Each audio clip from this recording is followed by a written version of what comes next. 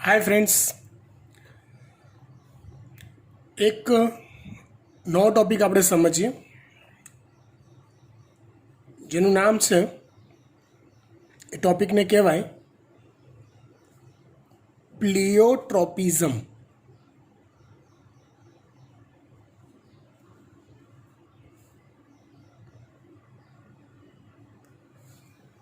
શું કહેવાય?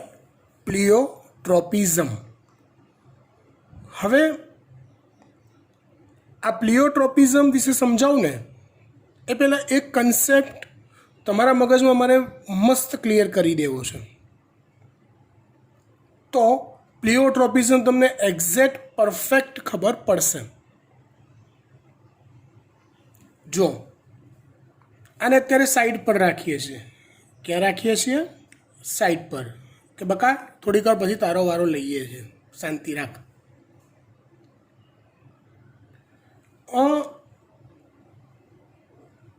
આપણે એવું કીધું વટાણાના છોડ માટે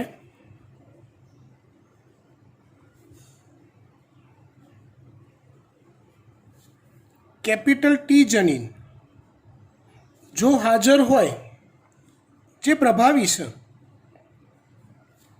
જો એ હાજર હોય તો એવા સંજોગોમાં છોડ ઊંચો સર્જાય છે. મતલબ કેપિટલ ટી ની હાજરીથી સ્વરૂપ છોડનું ઊંચું સર્જાય છે. સ્મોલ ટી જનીન પ્રચ્છન્ન છે.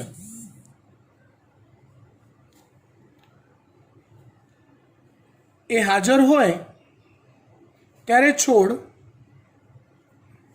નીચો અથવા ઓછી ઊંચાઈવાળું સર્જાય છે.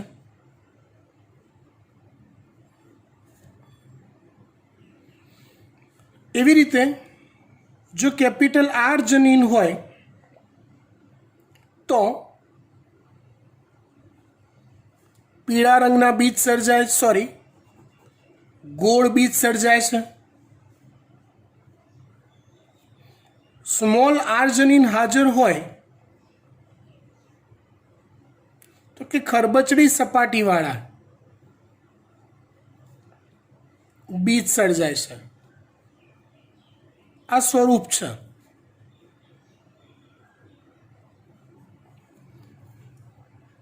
વાત બરાબર ધ્યાનથી સમજજો, મસ્ત વાત છે, ધ્યાન આપજો.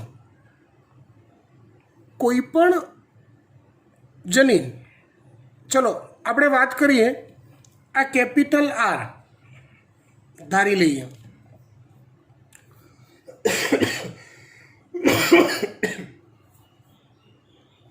કેપિટલ આર જનીન ની હાજરી અને ગોળ બીજ સર્જાવા, સ્મોલ આર જનીનની હાજરી અને ખરબચડી સપાટીવાળા બીજ સર્જાવા. તમે એ જનીનની હાજરીને એના સ્વરૂપ પરથી ઓળખો છો. જો ખરબચડી સપાટીવાળા બીજ સર્જાયા ને એટલે તમને હું પૂછું, ધારો કે હું તમને એવો સવાલ પૂછું છું કે બેટા જો વટાણાના બીજ ખરબચડી સપાટીવાળા છે તો એનું જનીન બંધારણ શું હશે? તમે તરત જ કહી દેશો કે સાહેબ સ્મોલ આર એ ખરબચડી સપાટીવાળા બીજ માટે જવાબદાર છે, જે પ્રચ્છન્ન છે, માટે એનું બંધારણ સ્મોલ આર જ હશે. એક્ઝેક્ટલી સાચું કહું ને તો જનીન અને એની અભિવ્યક્તિનું સ્વરૂપ, જનીન અને એની અભિવ્યક્તિનું સ્વરૂપ એ ડાયરેક્ટ કનેક્ટેડ નથી, ઇનડિરેક્ટલી એ કનેક્ટેડ છે. લખું એક વાક્ય.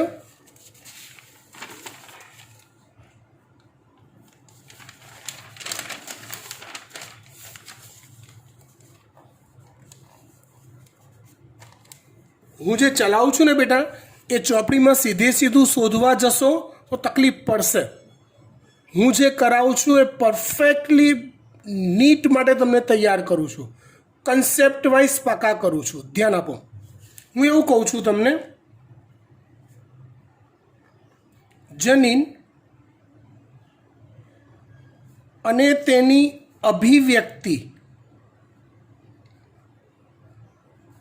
એટલે કે સ્વરૂપ એ સીધી રીતે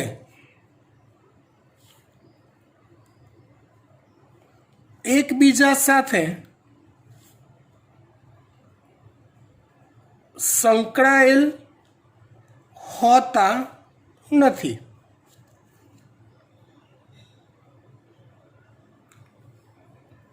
સાચું કહું ને તો કોઈ પણ જનીન હોય ને બેટા,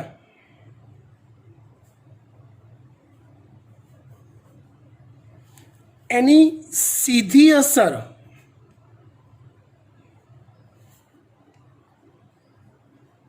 કોષની કોઈ પ્રક્રિયા પર થાય. હવે કોષમાં ચાલતી દરેક પ્રક્રિયાઓને અલ્ટિમેટલી ચયાપચયની પ્રક્રિયા કહેવાય. ઈસવીસન પૂર્વે સદીઓ પહેલાં, મતલબ કે 11માં આ વસ્તુ આવી ગઈ છે. યાદ કરો, યાદ આવ્યું? કોષમાં ચાલતી બધી જ જૈવ રાસાયણિક પ્રક્રિયાઓને સંયુક્ત રીતે ચયાપચય કહેવાય છે. તો અલ્ટિમેટલી હું એવું કહું છું કે કોઈ પણ જનીનની સીધી અસર કોષની કોઈ પ્રક્રિયા પર થાય. એટલે કે જનીનની સીધી અસર કોઈ ચયાપચયની ક્રિયા પર જ થાય. અને આપણે જે લક્ષણ જોઈએ છે અથવા જે લક્ષણનો અનુભવ કરીએ છીએ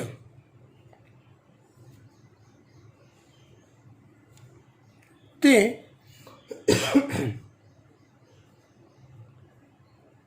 એ ચયાપચયની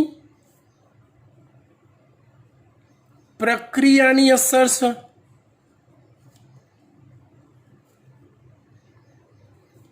મતલબ કે જો કોઈ જનીન સક્રિય છે તો એની સક્રિયતાનું સ્ટેપ 1 એવું થાય કે કોષની કોઈક ચયાપચયની પ્રક્રિયા પર અસર થાય. અને ચયાપચયની પ્રક્રિયાની અસર કોઈ ચોક્કસ સ્વરૂપ કે દેખાવ પર થાય. આનો અર્થ સમજો. ધારો કે હું આ જનીન તરીકે કેપિટલ ટી ધારી લઉં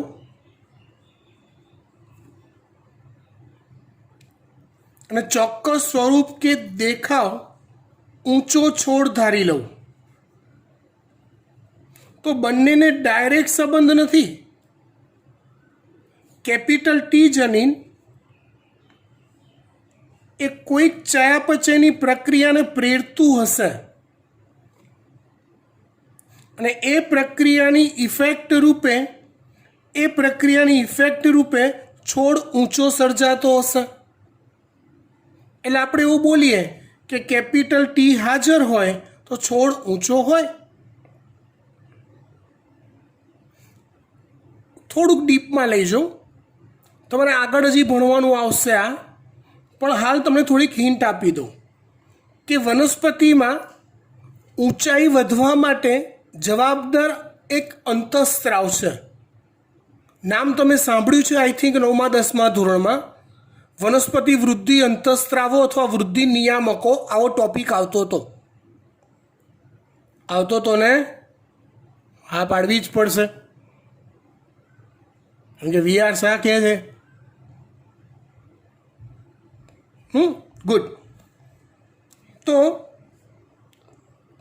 કેપિટલ ટી જનીન હાજર હોય ને તો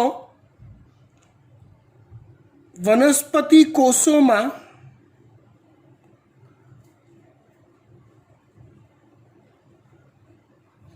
ઓક્સિનનું વધુ સંશ્લેષણ થાય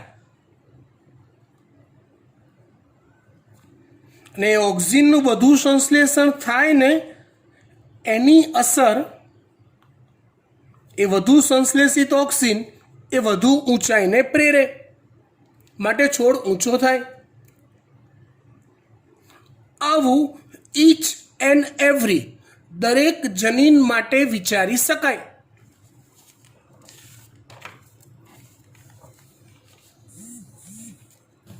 લાઈક જો હું એવું કહું સ્મોલ ટી જનીન,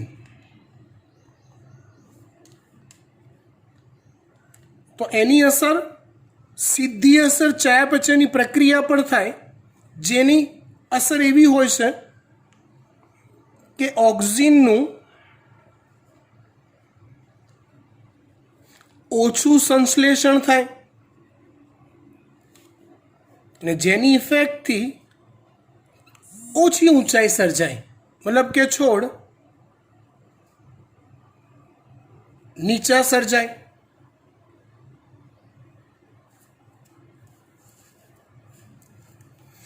એવી રીતે આપણે કેપિટલ આર જનીન લઈએ. હવે આ કેપિટલ આર જનીન છે એની અસર આપણે શું જાણીએ છીએ? તો કે ગોળ બીજ સર્જાય. એક્ઝેક્ટલી શું થાય છે કહું? જો આ કેપિટલ આર જનીન હાજર હોય ને તો બીજમાં સ્ટાર્ચનું વધુ સંશ્લેષણ થાય. બીજમાં સ્ટાર્ચનું વધુ સંશ્લેષણ થાય માટે બીજ કેવા સર્જાય? ગોળ. જો વધુ સંશ્લેષણ થાય એટલે કેવું? બીજમાં ઠાંસીને સ્ટાર્ચ ભરેલો હોય, અને ઠાંસીને સ્ટાર્ચ ભરેલો હોય એટલે બીજ મસ્ત ગોળ દડા જેવું ફૂલી જાય, માટે બીજ કેવું દેખાય? ગોળ દેખાય. એવી રીતે જો સ્મોલ આર જનીન હાજર હોય તો બીજમાં સ્ટાર્ચનું ઓછું સંશ્લેષણ થાય છે, અને જો બીજમાં સ્ટાર્ચનું ઓછું સંશ્લેષણ થાય એટલે કેવું કે કોથળીની જેટલી સાઈઝ હોય એના કરતાં અંદર માલ થોડો ઘણો ઓછો ભરેલો હોય. વાત સમજ પડે છે? કોથળીની કુલ સાઈઝ ને અંદર ભરેલો માલ ઓછો હોય તો એ કોથળી કેવી રહે? પૂરી ફૂલે નહીં. વાત સમજ પડે છે? આપણે બાલાજી વેફર બજારમાંથી લાવીએ છીએ, મસ્ત ફૂલીને દડા જેવી હોય, એટલે આપણને બોસ લાગે કે ઓહો હો 10 રૂપિયામાં તો કેટલી બધી વેફર આવી.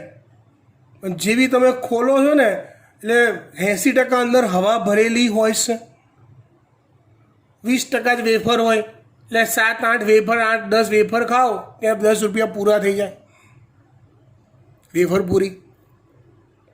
પણ એ ફૂલેલું કેમ છે? તો કંપની શું કરે છે કે જે 15-20 વેફર ભરવી હોય એ લોકોને ભરી બાકીની જગ્યામાં હવા ભરી દે છે, અને એ હવા ભરાય માટે એનું પેકિંગ મસ્ત ફૂલેલું દડા જેવું લાગે છે. અહીંયા હું એ જ સમજાવવા માગું છું કે સ્મોલ આર જનીન છે તેમાં સ્ટાર્ચનું સંશ્લેષણ ઓછું થાય છે એની હાજરીમાં, અને એ સંજોગોમાં ખરબચડી સપાટીવાળા બીજ સર્જાય છે. મતલબ કેવું, સમજી ગયા ને તમે? વેફર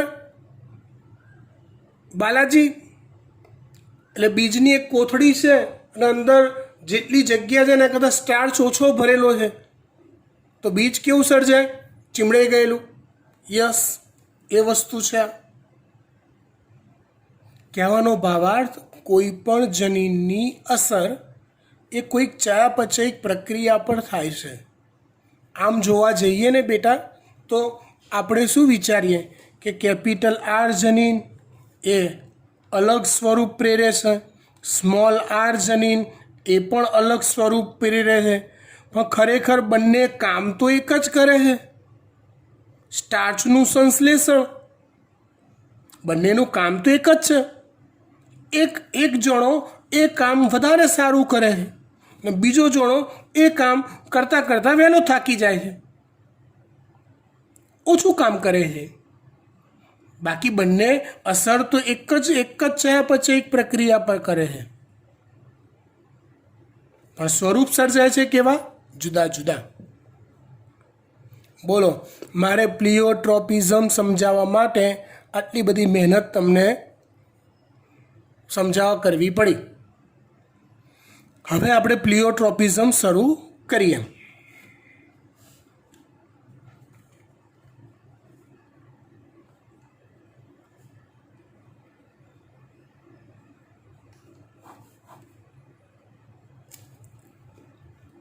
પ્લિયોટ્રોપિઝમ એટલે શું? તો કોઈ એક જનીન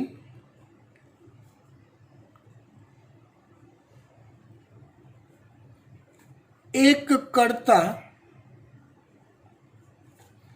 વધુ લક્ષણો પર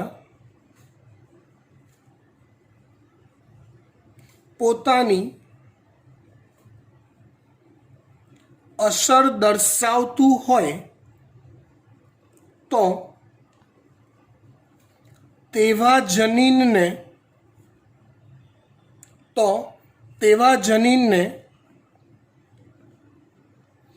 પ્લિયોટ્રોપિક જનીન કહેવાય અને તેની આ લાક્ષણિકતાને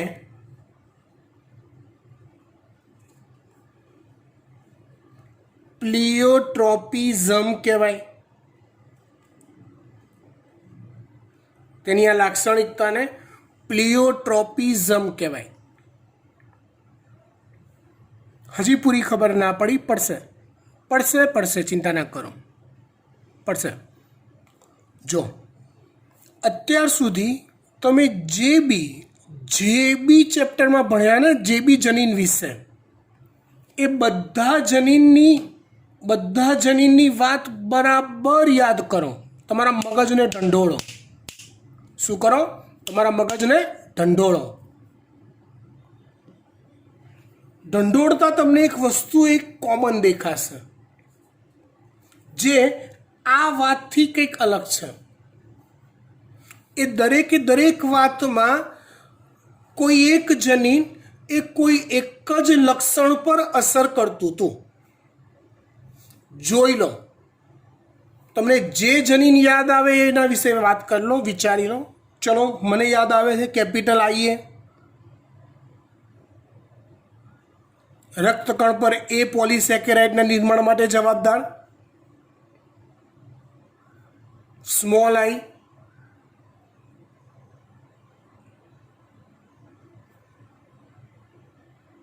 શેના માટે જવાબદાર? તો કે પોલિસેકેરાઇડનું નિર્માણ નથી કરતું, પણ એ સ્મોલ આઈની અસર તો એક જ લક્ષણ પર થઈ ને. આપણે અપૂર્ણ પ્રભુતા લઈ લઈએ ગુલબાસમાં. કેપિટલ આર લાલ રંગના પુષ્પ માટે જવાબદાર. કેપિટલ ડબલ્યુ સફેદ પુષ્પ માટે જવાબદાર. ભલે એ બંને ભેગા થયા ને પુષ્પ ગુલાબી સર્જાયા, પણ કેપિટલ ડબલ્યુની પોતાની ઇફેક્ટ એક જ બાબત પર થઈ. પુષ્પના રંગ પર, એ બીજા કોઈ લક્ષણ પર છેડખાની કરતો નથી. આ તો હું એવું કહેવા માગું છું, પ્લિયોટ્રોપિઝમ એટલે શું? તો કે એક જનીન એ એક લક્ષણ પર ખાલી અસર ના કરે, એ બીજા લક્ષણોની પણ હળી કરે, બીજા લક્ષણો પર પણ પોતાની અસર દર્શાવે, જેને કહેવાય પ્લિયોટ્રોપિઝમ. એક્ઝામ્પલ આપું એટલે વધારે સારી અને અને હા હા હા સમજો. એ એક્ઝામ્પલ જોઈએ પહેલાં, એવું થવા માટે જવાબદાર જનીનની અસર આ ઘટના છે કે દરેક જનીનની અસર ડિરેક્ટલી કોઈક ચયાપચયિક પ્રક્રિયા પર થાય છે, નહીં કે સ્વરૂપ પર. જો જનીનની સીધી અસર સ્વરૂપ પર થતી હોત ને તો હંમેશા દરેક જનીન એ હંમેશા કોઈ એક જ લક્ષણ પર આધાર રાખતો હોત, એક જ લક્ષણ પર અસર કરતો હોત. પ્લિયોટ્રોપિઝમ માટે જવાબદાર આ ઘટના છે. શું? તો કે દરેક જનીનની અસર કોઈક ચયાપચયિક પ્રક્રિયા પર થાય છે. હું ઉદાહરણ આપું એટલે વાત મગજમાં ટીપ ટોપ બેસી જશે.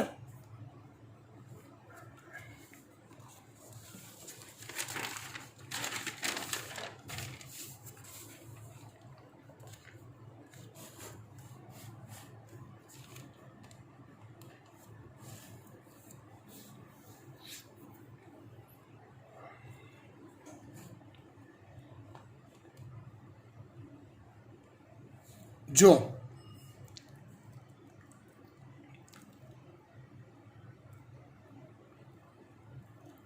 મનુષ્યમાં થતો એક રોગ છે જેનું નામ છે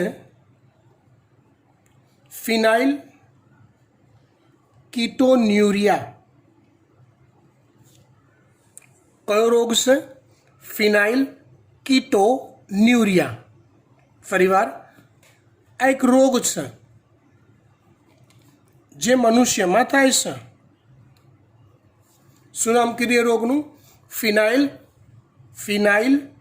તો આવડે ને બોલતા? કીટોન્યુરિયા. કીટો બોલતા આવડે, યુરિયા બી આવડે બોલતા, ખાલી ન્યુરિયા બોલતા શીખવાનું એટલે નામ આવડી જાય. ફિનાઇલ કીટોન્યુરિયા. અને જો નામ આવા પહેલી વાર સાંભળ્યા હો ને તો 10-15 વાર મનમાં બોલ કરવાના તો આવડી જાય. આ એક રોગ છે કે જે મનુષ્યમાં થાય છે. હવે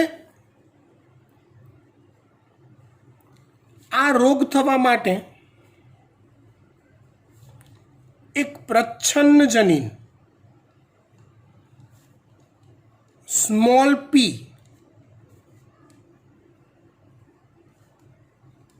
જવાબદાર છે. રોગ થવા માટે એક પ્રચ્છન્ન જનીન સ્મોલ પી જવાબદાર છે. મને ફિનાઇલ કીટોન્યુરિયા રોગ નથી, તો હું સામાન્ય વ્યક્તિ થયો. તો સામાન્ય વ્યક્તિમાં કેપિટલ પી જનીન હાજર હોય અને આ ફિનાઇલ કીટોન્યુરિયાને શોર્ટમાં છે ને PKU કહેવાય છે. જલ્દી લખાય એટલે આપણે આવું લખીએ છીએ. અને PKU ધરાવતી વ્યક્તિમાં બંને સ્મોલ પી હાજર હોય.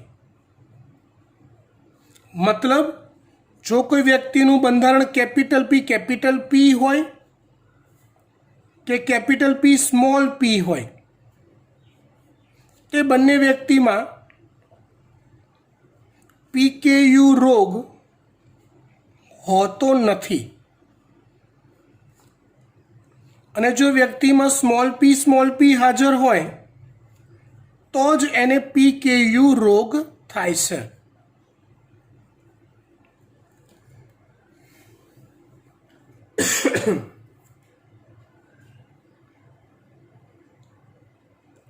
હવે આ રોગનું પરફેક્ટ ઉદાહરણ સમજાય પછી એને પ્લિયોટ્રોપિઝમમાં એડ કરી દઈશું. જો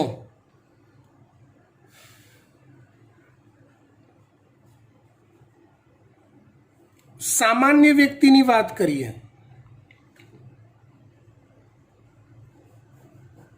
તો કે જેની અંદર કાં તો બંને કેપિટલ પી કાં તો મિનિમમ એક કેપિટલ પી પ્રભાવી જનીન હાજર છે, તેવી વ્યક્તિમાં એ કેપિટલ પી જનીન એક ચયાપચયની પ્રક્રિયાને પ્રેરે છે. આગળ વાત કરી જનીનની અસર, સીધી અસર ચયાપચયની પ્રક્રિયા પર જ થાય. જનીનની ક્યારેય સીધી અસર કોઈ દેખાવ પર થતી નથી. કેપિટલ પી જનીન મને રોગ નથી, હું સામાન્ય વ્યક્તિ છું, એટલે મારામાં કાં તો આ બંધારણ હશે કાં તો આ બંધારણ હશે, કેપિટલ પી પ્રભાવી છે. હા, તો એ સામાન્ય વ્યક્તિમાં એક ચયાપચયની પ્રક્રિયા થાય છે. ફિનાઇલ એલેનિન માંથી ટાયરોસિન બને છે. ફિનાઇલ એલેનિનમાંથી ટાયરોસિન બને છે. આવું કોઈક સામાન્ય વ્યક્તિમાં આવી એક ચયાપચયની પ્રક્રિયા થતી હોય. ફિનાઇલ એલેનિન એક એમિનો એસિડ છે. ટાયરોસિન પણ એક એમિનો એસિડ છે.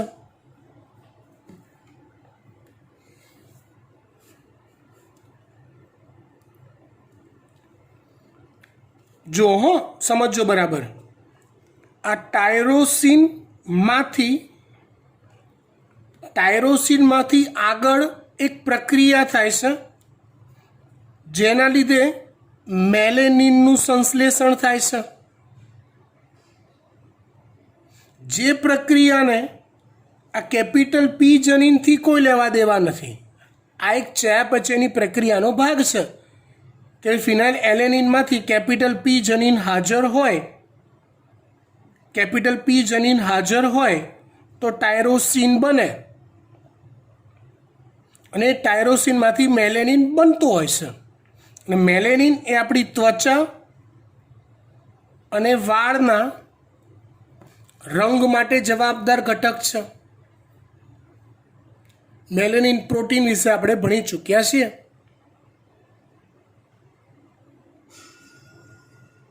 ફરી એકવાર હજી સમજાવવાનું બાકી છે, ફરી એકવાર આ પેજને રિવાઇઝ કરી લઈએ. આપણે ભણી રહ્યા છીએ પ્લિયોટ્રોપિઝમ. પ્લિયોટ્રોપિઝમ મતલબ કોઈ એક જનીન એ એક કરતાં વધુ લક્ષણ પર અસર કરતું હોય તો એ ઘટનાને પ્લિયોટ્રોપિઝમ કહેવાય. ઉદાહરણ તરીકે આપણે વાત કરી રહ્યા છીએ ફિનાઇલ કીટોન્યુરિયા રોગની, ટૂંકમાં PKUની. મનુષ્યમાં થતો રોગ છે. રોગ માટે પ્રચ્છન્ન જનીન જવાબદાર છે જેને સ્મોલ p સંજ્ઞા આપી. જેને રોગ નથી એની પાસે કેપિટલ પી જનીન હાજર હોય, એટલે રોગ નથી એવી વ્યક્તિનું બંધારણ કેપિટલ પી અથવા કેપિટલ પી સ્મોલ p હોય. અને જે રોગગ્રસ્ત વ્યક્તિ હશે એનું બંધારણ સ્મોલ p હશે. સામાન્ય વ્યક્તિમાં કેપિટલ પી જનીન 1ની સંખ્યામાં કે 2ની સંખ્યામાં જો હાજર હોય તો એ વ્યક્તિમાં ફિનાઇલ એલેનિનમાંથી ટાયરોસિન બનવાની એક ચયાપચયની પ્રક્રિયા થાય છે. અને એમાંથી મેલેનિન બને છે એક બીજી પ્રક્રિયા દ્વારા, જેને પી સાથે ડિરેક્ટલી કોઈ લેવા દેવા નથી.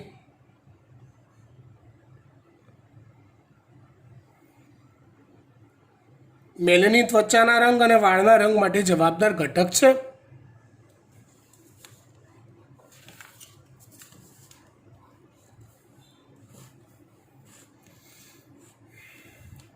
ઓકે, હવે જ્યારે કોઈ વ્યક્તિનું બંધારણ જેને PKU રોગ છે અને એનું બંધારણ ધારો કે સ્મોલ p છે,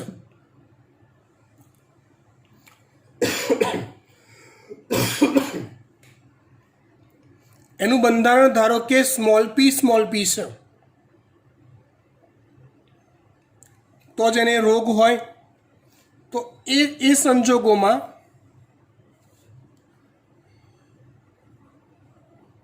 ફિનાઇલ એલેનિનમાંથી ટાયરોસિન બનતો નથી.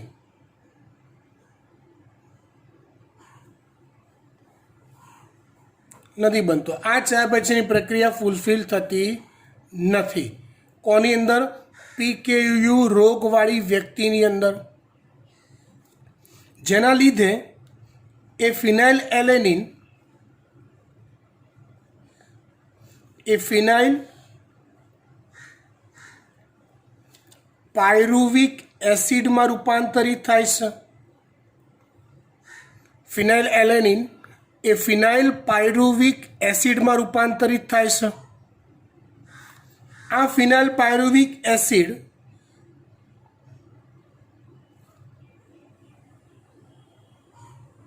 વ્યક્તિના મગજ અને કરોડરજ્જુના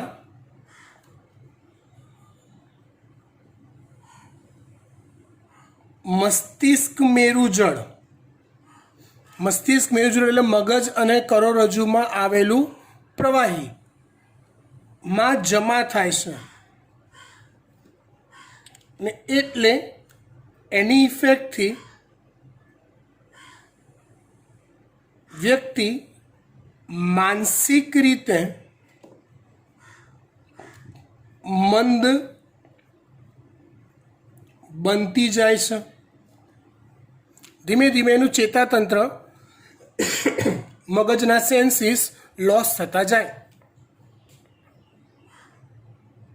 એટલે આમ જોવા જાઓ યાર, તો જો કેપિટલ P જનીન હાજર છે, કેપિટલ P બારો આ રહ્યું, કેપિટલ P જનીન હાજર છે, તો ફિનાઇલ એલેનિનમાંથી ટાયરોસિન બને છે અને બધું નોર્મલ ચાલે છે. પણ સ્મોલ p જનીન હાજર છે, તો સાલી આ પ્રક્રિયા થતી નથી. અને આ પ્રક્રિયા નથી થતી એની અસર રૂપે વ્યક્તિ આ રીઝનથી ધીમે ધીમે પોતાની મગજની ચેતાતંત્રની સેન્સીસ ગુમાવતું જાય છે. આ રોગને PKU રોગ કહેવાય. પણ તમે સમજો, એ ટાયરોસિન નથી બનતો ને, પરિણામે શરીરમાં મેલેનિનનું સંશ્લેષણ પણ ઓછું થાય છે. કેમ કે ટાયરોસિનમાંથી મેલેનિન બને છે. એ ટાયરોસિન એ મેલેનિન બનવા માટેનું એક રો મટીરિયલ છે. ટાયરોસિન મેલેનિન બનવા માટેનું એક રો મટીરિયલ છે.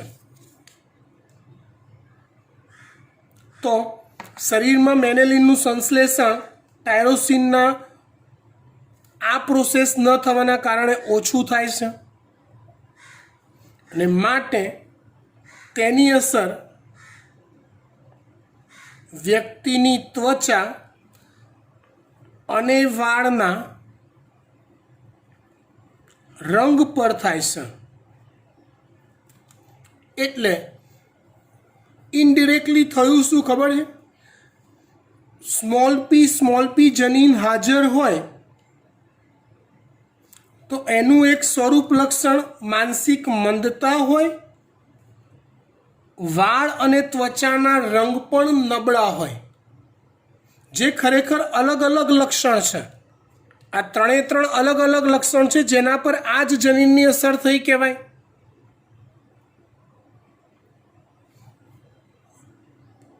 વાત સમજવા પ્રયત્ન કરો. લગભગ તમે સમજી ગયા છો હું શું કહેવા માગું છું. હકીકતમાં જનીનની અસર ફક્ત એક જ રાસાયણિક પ્રક્રિયા પર, એક જ ચયાપચયની પ્રક્રિયા પર થાય છે, પણ એ ચયાપચયની પ્રક્રિયાના કનેક્શનમાં બીજી ચયાપચયની પ્રક્રિયાઓ હોય અને માટે એ જનીનની સ્વરૂપલક્ષી અસર, દેખાવલક્ષી અસર, આપણે ફીલ કરીએ એવી અસર એક કરતાં વધુ હોય. માટે આપણે એવું કહી શકીએ કે એક જનીનની અસર એક કરતાં વધુ લક્ષણો પર થાય તો આવા જનીનને પ્લિયોટ્રોપિક જનીન કહેવાય છે.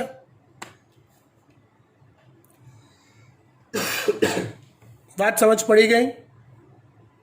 ગુડ. એટલે સુધી આપણે રાખીએ છીએ.